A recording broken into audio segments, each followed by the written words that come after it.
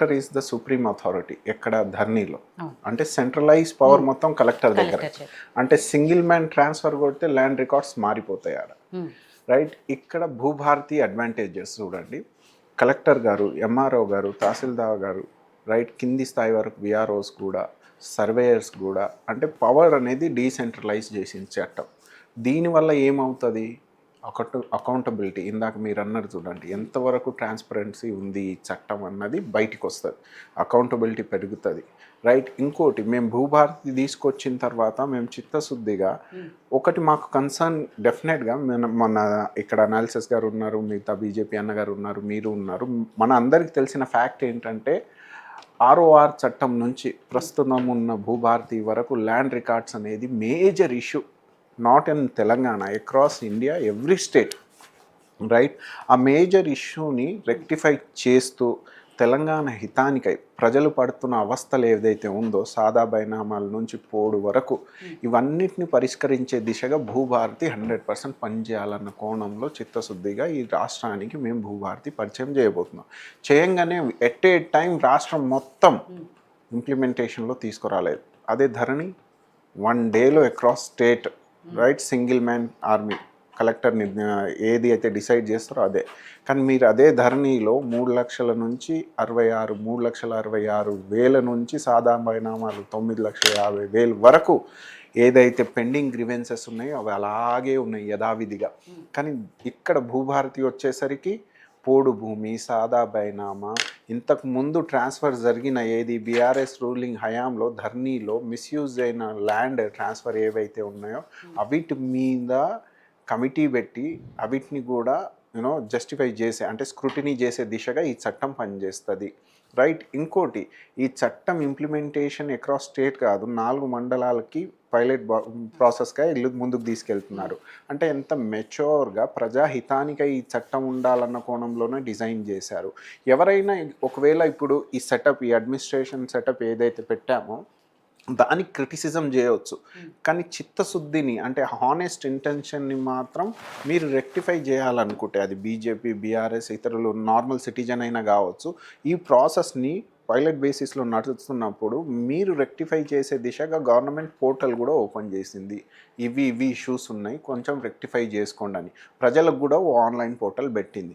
ఇంకోటి, ఒకవేళ లెస్సే విఆర్ఓస్ నుంచి, సర్వేయర్స్ నుంచి, తహసీల్దార్ వరకు, ఎంఆర్ఓస్ వరకు ప్రతి ఒక్కరి దగ్గర అప్లికేషన్ వెళ్తున్నప్పుడు ఇబ్బందులు అవుతే నెక్స్ట్ హైయెస్ట్ అథారిటీ దగ్గర వెళ్ళాలన్న కోణంలో చట్టం ఉంది. అంటే చెక్స్ అండ్ బ్యాలెన్సెస్ ఉన్నాయి. ఎట్ మోస్ట్ ఎవరి దగ్గర సాటిస్ఫై కాకపోతే డిస్టిక్ లెవెల్లో ట్రిబ్యునల్స్ కూర్చుంటాయి అన్నారు. అంటే జ్యుడిషియల్ పవర్ కూడా ఇంక్లూడ్ చేశారు దీనికి. ఎందుకు? ఒకవేళ కలెక్టరు ఎంఆర్ఓ ఆర్డర్ నుంచి సాటిస్ఫై లేకపోతే ట్రిబ్యునల్, చట్టం కోర్టులో కూడా వెళ్ళొచ్చు, సపరేట్ బెంచ్ అవుతుంది, ట్రిబ్యునల్ అవుతుంది.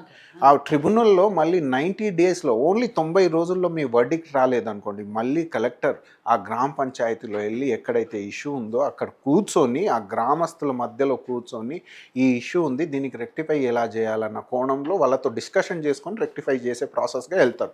ఇంకోటి, ల్యాండ్ రికార్డ్స్ అంటే సింప్లీ లాస్ట్ ప్రీవియస్ ధర్నీలో ఏంటంటే సర్వే నెంబర్తో రిజిస్ట్రేషన్ అయ్యాయి. ఆ సర్వే నెంబర్ ఎక్కడో ఉంటుంది, పొజిషన్ ఎక్కడో ఉంటుంది. కానీ ఇప్పుడు ఇలా కాదు, ఈ భూభారతిలో మీ జియోగ్రఫికల్ లొకేషన్ ఎక్స్టెండ్ మ్యాప్ కూడా అటాచ్ అవుతుంది. అంటే టెక్నాలజికల్ ఇన్నోవేషన్, అంటే ఎన్హాన్స్మెంట్ ఆఫ్ ది టెక్నాలజీ, ఇక్కడ మోడర్నైజేషన్ జరిగింది. అంటే ఒక రకంగా ఎక్స్ట్రాడినరీ చట్టం ఈ తెలంగాణ సమాజానికి కాంగ్రెస్ గవర్నమెంట్ ఇచ్చింది. దీంట్లో మళ్ళీ ఇప్పుడు చట్టం వచ్చింది, పైలట్ బేసిస్లో అక్కడ జరుగుతుంది, మిగతా రాష్ట్రం మొత్తం ఇంప్లిమెంటేషన్ రావాలంటే మన ఆఫీసర్లకు అవగాహన రావాలని 90 డేస్ ట్రైనింగ్ మ్యాండేటరీ చేసింది. ఎందుకంటే చట్టం పట్ల వీళ్ళకి అవగాహన మొత్తం ఉండాలి. వీళ్ళు ఏదో వాలంటరీగా ఎక్కడైనా గ్రీడీనెస్లో, కరప్షన్ ఇంటెన్షన్తో చేస్తే పనిష్మెంట్ ఉంటాయి, at the same time checks and balances ఉన్నాయి చట్టంలో అన్నది వాళ్ళకి ట్రైనింగ్ ఇస్తారు. ఇవన్నిటితో పాటు మళ్ళీ వాలంటరీ సిస్టమ్ కూడా పెట్టింది. గ్రామ లెవెల్లో ఎక్కడైనా ఈ జడ్జిమెంట్తో, ట్రిబ్యునల్లో వచ్చే జడ్జిమెంట్తో సాటిస్ఫాక్షన్ లేదు అంటే గ్రామ లెవెల్లో వాలంటీర్స్కి ట్రైనింగ్ చేస్తుంది గవర్నమెంట్. వాలంటీర్స్ ఆ రిసిప్ట్ తీసుకుంటారు, మళ్ళీ వెళ్ళి ట్రిబ్యునల్ ముందు పెడతారు. అంత ట్రాన్స్పరెంట్, అంత అకౌంటబిలిటీగా ఈ చట్టం వెళ్ళబోతుంది. మార్క్ మై వర్డ్, ఇంత అద్భుతమైన చట్టం తీసుకొచ్చినందుకు కాంగ్రెస్ గవర్నమెంట్కి, కాంగ్రెస్ లీడర్షిప్కి మేము ఇచ్చిన ప్రామిసెస్ ఏవైతే ఉందో ప్రీపోల్ ప్రామిసెస్, బంగాళాఖాతంలో ధరణిని కలిపేస్తామని అంత కాన్ఫిడెన్స్గా మేము చెప్పినందుకు ఈరోజు మేము ప్రజల ముందు ప్రూవ్ చేసుకుంటున్నాము. ఎందుకంటే పొంగులేటి శ్రీనివాస్ రెడ్డి గారు రెవెన్యూ మినిస్టర్ చెప్పారు. ఏం చెప్పారు అంటే ఇది మాకు రిఫరెండంగా మారబోతుంది అని. అంటే అంత ఆషమాషిగా తీసుకోలేదు మేము ల్యాండ్ రికార్డ్స్ అనేది. వాస్తవానికి మన దగ్గర ఉన్నది ఏంది, మార్జినలైజ్ ఫార్మింగ్. ఏది 3 acres, 1/2 acre, 2 acres వాళ్ళే మెజారిటీలో ఉన్నారు.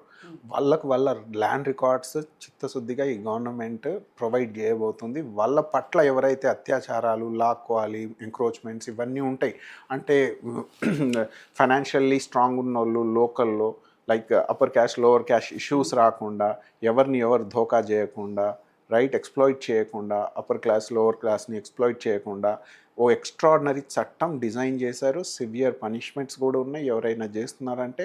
అంటే దీనికి ఈ చట్టం న్యాయం చేయబోతుంది. ఒకప్పుడు భూదాన్ బోర్డులో భూములన్నీ మింగేశారుగా బీఆర్ఎస్ పార్టీ నేతలు, వీటిని కూడా కక్కిస్తారు. అవి కూడా ఎంక్వైరీలో ఉన్నాయి.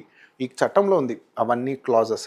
సో ఇంకో విషయం, ఇవన్నీ చెప్పిన తర్వాత ధరణికి భూభారతికి డిఫరెన్స్ చెప్పిన తర్వాత మనమందరం సామాన్యులు. ఓ చట్టం గవర్నమెంట్ తీసుకొస్తుందంటే let's hope for the best, hope పెట్టుకోవాలి. ఈ చట్టం జాగ్రత్తగా అమల్లో తీసుకురావాలి. మళ్ళీ ఏది గ్రీడీ ఇంటెన్షన్తో ఈ చట్టంలో లూప్ హోల్స్ చూసి మళ్ళీ ఫాయిదా పెట్టుకోవద్దు. అలాంటి కోణంలో ఈ చట్టం పనిచేయాలని మనం అందరం హోప్ చేద్దాం. Even I'm being a citizen of the state, I'm hopeful. Let's be optimistic. ఈ చట్టం చాలా బాగా పనిచేస్తుందని ఉద్దేశించి మొదలు పెడదాం ఇది అన్న కోణంలో కాంగ్రెస్ పార్టీ పెట్టి. రాజునాయక్ గారు, గత ప్రభుత్వం బీఆర్ఎస్ పార్టీ అధికారంలో ఉన్నప్పుడు ఏవైతే తెలంగాణలో భూ సమస్యలు ఉన్నాయో వాటిని పరిష్కరించాలంటే ధరణి ఒకటే మార్గము, సర్వరోగ నివారణ జిందా తెలుసుమల్ అన్నట్టు అదొకటే మార్గం అని కేసీఆర్ గారు చాలా ప్రతిష్టాత్మకంగా తీసుకొచ్చి దీన్ని ప్రవేశపెట్టారు. కానీ దీనివల్ల సమస్యలు ఇంకా ఎక్కువై